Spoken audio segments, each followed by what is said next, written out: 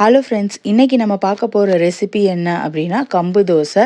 இந்த கம்பு தோசையில் நம்ம இட்லி அரிசி, சாப்பாட்டு அரிசி எந்த அரிசியுமே சேர்க்கலை. வெறும் கம்பு, கடலைப்பருப்பு, சுண்டல். 2 கப் கம்புக்கு 1/2 கப் கடலைப்பருப்பு, 1 டீஸ்பூன் சுண்டல், இதுதான் அளவு.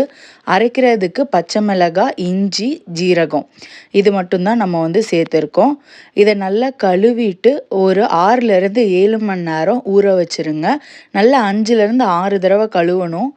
கழுவுனதுக்கப்புறமா ஒரு 6 மணி நேரம் ஊற வச்சுட்டு இஞ்சி, பச்சை மிளகா, ஜீரகம் சேர்த்துட்டு கூடவே உப்பும் சேர்த்து நல்லா மையாக அரைச்சிக்கணும். இதை அரைச்ச உடனே ஊற்றலாம், புளிக்க வைக்கணும்னு அவசியம் கிடையாது.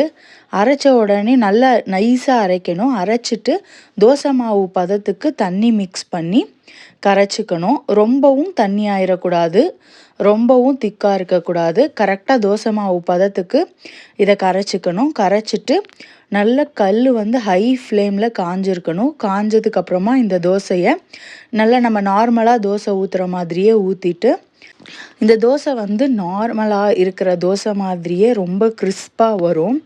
இந்த தோசை இப்போ நம்ம நார்மல் தோசை சாப்பிடும்போது என்ன டேஸ்ட் இருக்குமோ அதை விடவே இன்னும் டேஸ்ட்டாக இருக்கும். அதனால நம்ம சிறுதானிய தோசை சாப்பிட்றோம் அப்படிங்கிற மாதிரி எந்த ஒரு கில்ட்டும் இருக்காது. நம்ம நார்மல் தோசையில் வர டேஸ்ட்டே இந்த தோசையிலையும் வரும். நல்ல கிறிஸ்பியாக இருக்கும் தோசை.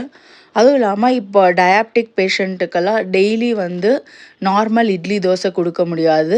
அப்படி இருக்கிறம்போது இந்த மாதிரி கம்பு தோசை இதெல்லாம் நம்ம வெரைட்டியாக அவங்களுக்கு செஞ்சு கொடுக்கலாம்.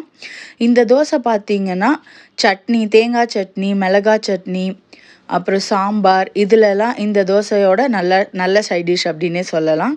சில பேர் இந்த தோசையை வெறுமனே அப்படியே சாப்பிட்லாம். ஏன்னா இப்போ நம்ம இதில் இஞ்சி, பச்சை மிளகா, ஜீரகம் எல்லாமே சேர்த்துருக்கோம். அதுவே நம்மளுக்கு அடை மாதிரி ஒரு ஃப்ளேவர் தரும். ஆனால் நான் இன்றைக்கி இது தேங்காய் சட்னி, மிளகாய் சட்னியோட சர்வ் பண்ணியிருக்கேன். ட்ரை பண்ணிவிட்டு எப்படி இருக்குதுன்னு சொல்லுங்கள் ஃப்ரெண்ட்ஸ்.